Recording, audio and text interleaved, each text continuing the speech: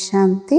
ఈరోజు జూన్ 7వ తేదీ 2025 శివబాబా వినిపించిన మురళి సారాంశము. మధురమైన పిల్లలు, ఇప్పుడు మీరు పూజారుల నుండి పూజ్యులుగా అవుతున్నారు. మిమ్మల్ని తమ సమానంగా పూజ్యులుగా తయారు చేసేందుకు పరమ పూజ్యులైన తండ్రి వచ్చారు. ప్రశ్న: పిల్లలైన మీలో ఎలాంటి దృఢ విశ్వాసం ఉంది? సమాధానం: మేము జీవించి ఉండగానే తండ్రి నుంచి పూర్తి ఆస్తిని తీసుకునే తీరుతాము. బాబా స్మృతిలో ఈ పాత శరీరాన్ని వదిలి తండ్రి జతలో వెళ్తాము. బాబా మాకు ఇంటికి సహజ మార్గాన్ని తెలియజేస్తున్నారు అనే దృఢ విశ్వాసం పిల్లలైన మీలో ఉంది అంటున్నారు బాబా. ఈరోజు పాట ఓం నమః శివాయ. మంచిది. మధురాతి మధురమైన అపురూపమైన పిల్లలకు తల్లి, తండ్రి, బాబ్దాదాల యొక్క ప్రియ స్మృతులు మరియు గుడ్ మార్నింగ్.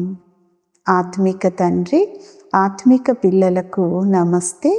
ఆత్మిక పిల్లలు ఆత్మిక తల్లి తండ్రికి ప్రియ స్మృతులు, గుడ్ మార్నింగ్ మరియు నమస్తే నమస్తే.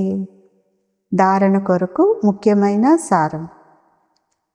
మొదటి పాయింట్: మేము ఎంత మాత్రము పురుషార్థం చేస్తున్నాము. నడుస్తూ తిరుగుతూ కర్మలు చేస్తూ ఎంత సమయం బాబా స్మృతిలో ఉంటున్నాము అని సాక్షిగా ఉండి స్వయాన్ని చూసుకోవాలి అంటున్నారు బాబా. రెండవ పాయింట్: ఈ శరీరంతో ఎప్పుడూ కూడా విసిగిపోరాదు.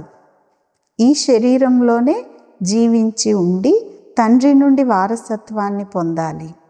స్వర్గవాసులుగా అయ్యేందుకు ఈ జీవితంలో పూర్తిగా చదువుకోవాలి అంటున్నారు బాబా. ఈరోజు వరదానం: త్రికాలదర్శి మరియు సాక్షి దృష్టాలుగా అన్ని కర్మలు చేస్తూ బంధనముక్త స్థితి యొక్క అనుభవం ద్వారా దృష్టాంత రూప భవ.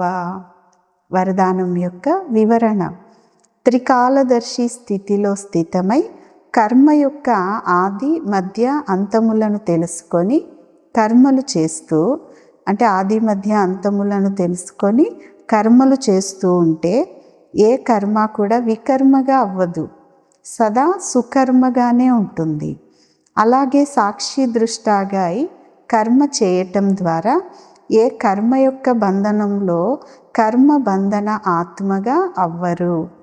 కర్మఫలం శ్రేష్టంగా ఉన్న కారణంగా కర్మ సంబంధంలోకి వచ్చేస్తారు, బంధనంలోకి రారు. కర్మ చేస్తూ న్యారా మరియు ప్యారాగా ఉంటారు కనుక అనేక ఆత్మల ముందు దృష్టాంత రూపంగా అనగా ఉదాహరణగా అవుతారు అంటున్నారు బాబా.